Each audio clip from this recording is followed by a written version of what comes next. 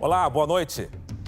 Durante 17 dias, os repórteres Rogério Guimarães, Daniel Mota e Michel Mendes viajaram pelos rios Amazonas e Xingu para mostrar como as embarcações irregulares colocam em risco a vida de milhões de pessoas que dependem do transporte fluvial na Amazônia. Nossa equipe também revela as rotas clandestinas usadas por barcos e navios para fugir da fiscalização que quase não existe, de acordo com os documentos obtidos com exclusividade. E o descaso com as vítimas de naufrágios que comoveram o país nos últimos anos. Andar pelo navio que foi palco de uma tragédia traz uma sensação ruim. Aqui também a indicação de onde ficavam os coletes, indicação dos coletes. Em cada canto, lembranças de uma viagem que nunca terminou. Aqui havia camas, mais camas aqui. Aqui a imagem é muito forte. A estrutura, o casco da embarcação, bem retorcido, é uma imagem muito forte. Mesmo com a investigação da Polícia Civil do Amapá e da Polícia Federal, detalhes do que aconteceu naquele dia nunca serão revelados. Documentos, celulares, roupas, muito do que estava aqui se perdeu. Mas alguns registros ficaram para sempre. Foi bem aqui, na parte mais alta da embarcação, que os passageiros fizeram aquela foto a caminho do aniversário. Um grupo grande, alegre, ansioso pelo início da viagem. Todos têm os seus afazeres, né? Todos têm os seus trabalhos, tudo. Então a gente conseguiu reunir todo mundo nesse dia para a gente ir. Vamos só no navio. O guarda municipal Chrysler Davis foi quem tirou a foto, que virou pôster. E hoje enfeita a parede da casa dele. A gente reuniu a galera lá e fiz o selfie, né? Ficou bonito, né? A foto ficou legal, todo mundo alegre, contente, né? Que a gente ia para o aniversário, né? 16 pessoas aparecem na imagem. Apenas 4 sobreviveram. Eu, o Márcio e os dois aqui. A minha cunhada e o esposo dela. Só nós 4, desse grupo. Deixar o registro em um lugar visível é uma forma de manter viva a memória dos que se foram, principalmente de uma delas. Ô Chrysler, aqui eu tô vendo que é você, a sua esposa Marlene está onde? Aqui no fundo, aqui atrás. Essa daqui? Isso. Essa é Marlene. Marlene. Marlene e Chrysler viveram juntos por 25 anos. Tem várias fotos dela. E esse aí eu não vou me desfazer nunca e sempre vai estar ali. Vai estar lá onde está. A morte da esposa trouxe um sentimento conflitante. Ao mesmo tempo em que deixa a imagem dela em todos os lugares, o guarda municipal precisou se mudar para conseguir tocar a vida. Você não ia conseguir ficar na outra casa? Não tinha como mais, né, ficar lá. Porque tudo que eu olhava, para tudo que eu olhava lá, eu lembrava dela, né? Lembrava dela, trazia aquelas lembranças, né? Porque ela era tudo para mim, né? Na minha vida. Ele deixou para trás o local em que viveu com Marlene.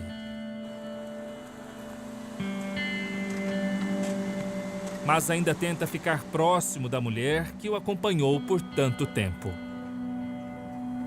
Com que frequência o senhor vem aqui? Uma vez por mês. Todo mês eu venho aqui. Eu venho verificar como é que tá, né?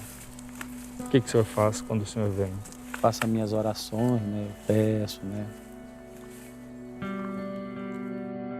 Tento buscar a explicação para o que aconteceu, mas difícil. Muito difícil. Eu sei que ela está num bom lugar porque ela era uma pessoa muito boa. O cemitério de Macapá reservou uma sessão inteira para vítimas do naufrágio do Ana Caroline. Aqui também estão o irmão de Marlene, João, a mulher dele e as 2 filhas. Muito triste, né? A gente relembrar o que aconteceu. A dor de Chrysler é compartilhada por muitos. O senhor perdeu quantos filhos no naufrágio? Eu perdi 2 filhos e uma nora e 2 netinhas, que eu amava, ela morava aqui atrás, né? Atrás. Seu Eurico é o pai de Marlene e João. E avô de Juliana e Juliane. O senhor sente muita falta das netinhas? Eu choro até. De lá da casa dela, eu olhava, ela tá, ei, vovô, cadê o açaí? Que ela sair, né? Ela gostava. Pois quando me lembro assim, amor.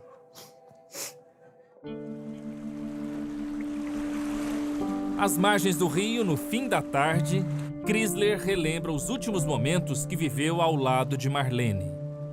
A gente embarcamos, estava tudo tranquilo, organizamos as nossas coisas, deixamos tudo preparado. A saída estava marcada para as 18 horas. Um pouco antes, o guarda civil reparou que o barco passava pelas últimas vistorias.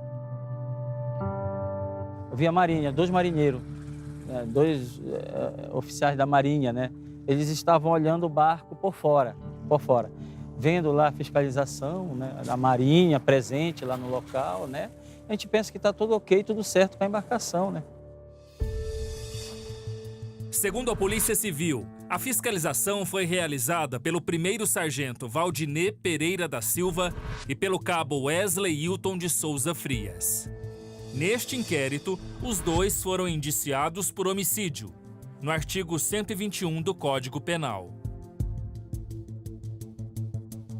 O inquérito da Polícia Federal, encerrado na semana passada, também indicia os 2 marinheiros, mas por um crime bem menos grave.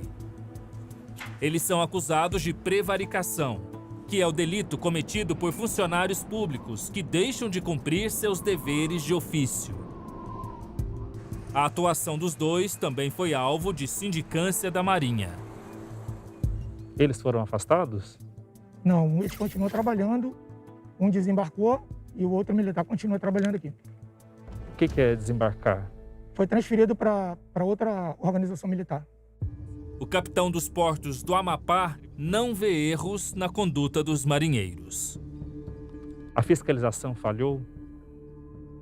Não falhou. Nós realizamos uma fiscalização rígida. Segundo ele, a fiscalização foi prejudicada porque um dos instrumentos do navio havia sido adulterado. Foi observado que o disco de Plinson ele foi alterado, a posição dele. O disco de Plinson é uma marcação pintada no casco dos navios mercantes que indica o limite até o qual eles podem ser carregados. Ele serve para marcar a borda livre, ou seja, o limite máximo de afundamento do navio. A perícia técnica checou a marca no casco do Ana Caroline III e concluiu que ela realmente havia sido modificada. Segundo o inquérito, verificou-se não conformidade em relação ao posicionamento do disco de Plinson, apresentando diferença de 3,5 metros. Tem um engenheiro naval ou um oficial da Capitania dos Portos, da Marinha, ele consegue identificar que aquele disco foi alterado. Uma mudança de 3 metros, eu acho que é uma coisa meio que absurda, né? Liberado pela Marinha, o Ana Caroline zarpou do Porto de Santana, na região metropolitana de Macapá. Chrysler e Marlene seguiram juntos. Até que a noite chegou. O barco estava super lotado, não tinha onde colocar mais nenhuma rede. Estava tudo apertado, um amontoado por cima do outro. Dei preferência para minha esposa, né, para ela deitar na rede, e eu fiquei andando pelo barco, né? Fiquei andando, porque não tinha como dormir mesmo, né? Por volta das 4 horas da manhã, uma forte chuva começou a cair. O barco sofreu o primeiro tranco e Chrysler correu para ver se Marlene estava bem. O que o senhor falou para ela? Pega o colete. Eu peguei o colete e disse, toma o colete. Aí eu peguei, ela falou para mim, mas esse colete é de criança. Aí eu vi bem quando ela passou para alguém esse colete. Foi na hora que o navio mesmo virou e afundou. Aí eu já não vi mais ela. Eu caí para um lado, ela caiu para o outro. levado para o fundo do rio, Chrysler precisou lutar para sobreviver. A água escura à noite, aí pelo tato aqui eu vi o negócio que de repente me jogou para fora. Aquilo me jogou para fora, não sei se um vácuo, alguma coisa do barco, na hora que estava afundando, né?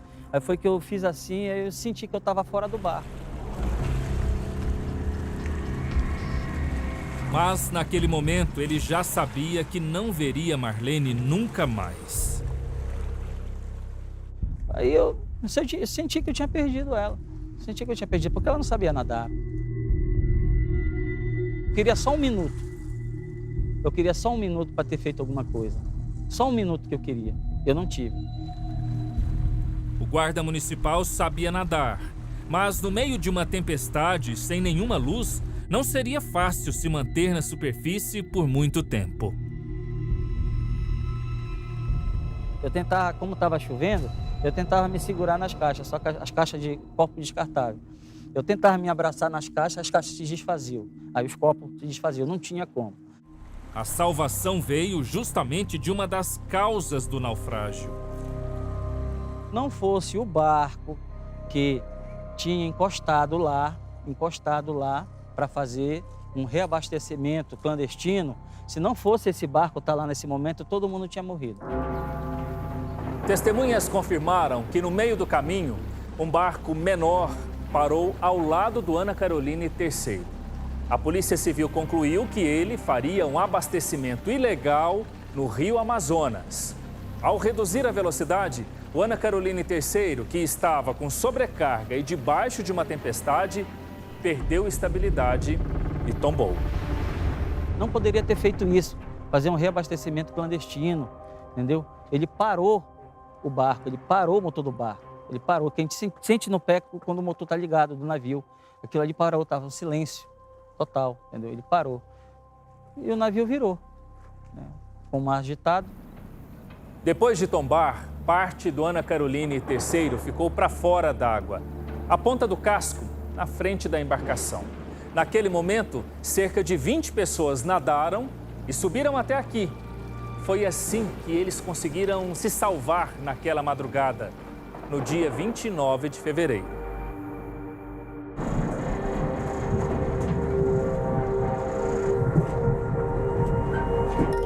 Davi é comandante dessa balsa boiadeira e se lembra bem da cena de terror que viu naquela noite. E a gente conseguiu ver o navio, estava ainda assim, ó, boiado uma parte dele, que eles chamam desse espelho que é assim, e mais ou menos umas 15 pessoas em cima. Ele e os tripulantes do barco Moça II receberam um chamado de socorro via rádio. Nós três aqui, ó. Ele que está aqui, nós estávamos juntos na hora do que aconteceu o fato lá. Nessa volta nossa, nós tivemos muita dificuldade para achar o navio, que ainda se encontrava flutuando, até que conseguimos localizar. Em 15 minutos, conseguiram chegar ao local do naufrágio. Eu vi lá, rapaz, ali foi uma cena de desespero, a gente procurando naquele bar daquela chuva, aonde estaria o navio. A tempestade tornou a missão ainda mais difícil. Você pode ver, isso tem 32 metros de comprimento, 7 de largura e mais 15 de altura. Para você manobrar debaixo de um vento forte que estava naquele momento. Davi ajudou a resgatar também pessoas que tinham nadado até a margem do rio. Nós escutamos o grito para a beira, assim na margem já do rio. O farol alcançou, tinha mais 6 pessoas em cima da rama. Fizemos o resgate dessa pessoa, desse pessoal que estava lá. Ele e os outros só saíram do local do acidente quando tiveram a certeza de que haviam salvado o maior número de pessoas. Dando apoio. Ficamos 60 horas até o esgotamento físico e mental nosso acabar. Fizeram o levantamento todo, foi 50, parece 51 pessoas que sobreviveram entre o barquinho e nós aqui.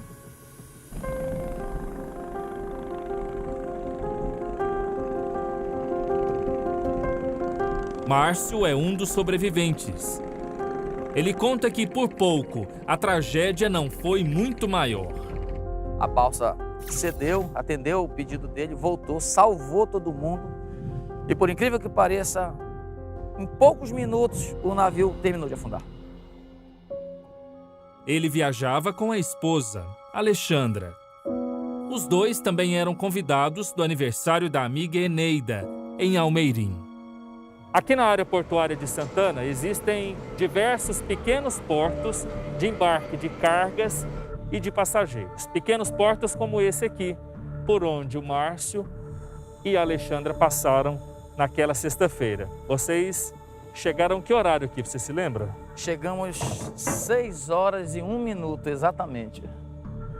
Pois a embarcação saía às 6 horas, impreterivelmente, e eu me atrasei, corri o que pude e cheguei aqui 6:01. Meus amigos estavam, corre, corre, corre. Eu peguei, joguei as maletas para cima do navio, eles pegaram. Aí eu pulei para o navio e peguei a mão dela e puxei. Márcio estava cansado e conta que foi dormir cedo. Antes de eu dormir, a Alexandra estava com fone de ouvido e o celular na mão. Nós tínhamos uma rotina diferente de acordar e dormir. Eu dormia mais cedo, ela dormia mais tarde. Às 4 da manhã, uma amiga o acordou, desesperada. Tem muito grito vindo lá de baixo. Aí quando eu prestei atenção, eu já ouvi passos de gente correndo no convés do navio. Aí eu pulei da minha rede e aí eu fui para a rede da minha mulher. Quando eu bati na que eu chamei a rede, o nome dela, eu peguei na rede, a rede estava vazia. A minha amiga disse assim, Márcia, ela está para a cozinha. Não deu tempo de pensar em mais nada. O barco já estava afundando. Eu virei para a cozinha, foi o exato momento que meu pé escorregou, pois o navio já estava de lado, já se preparando para afundar.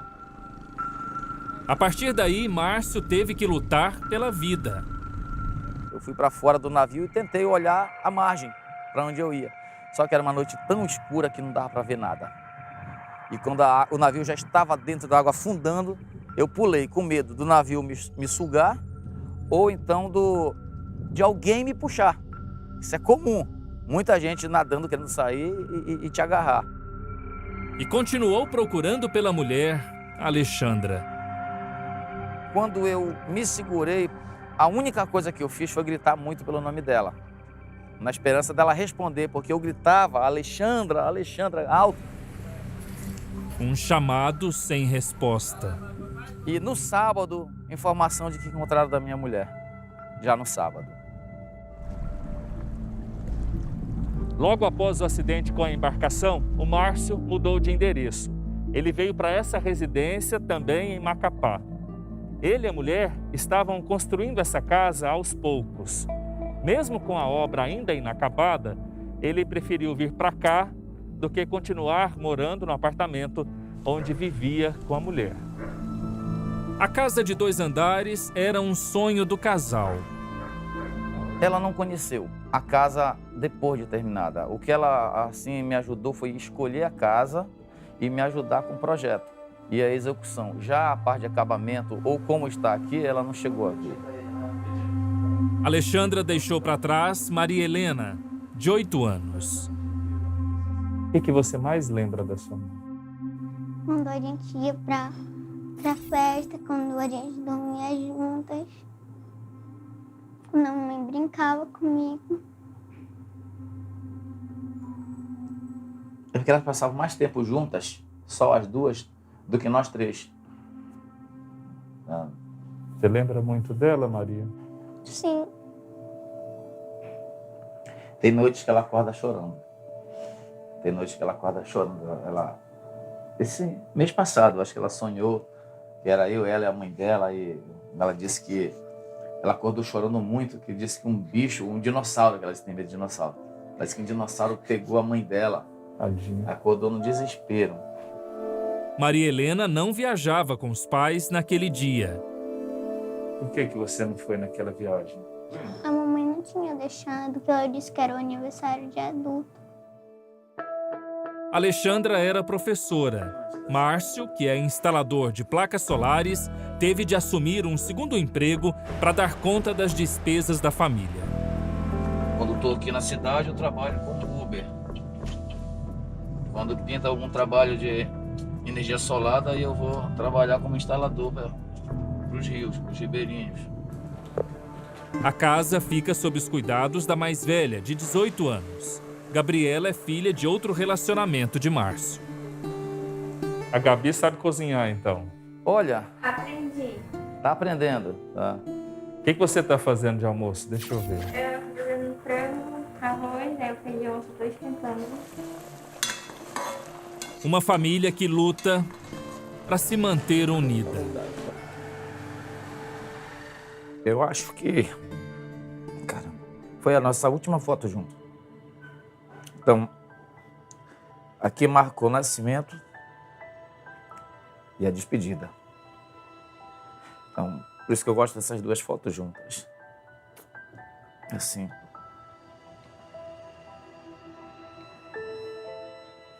Aí você mexer com o sentimento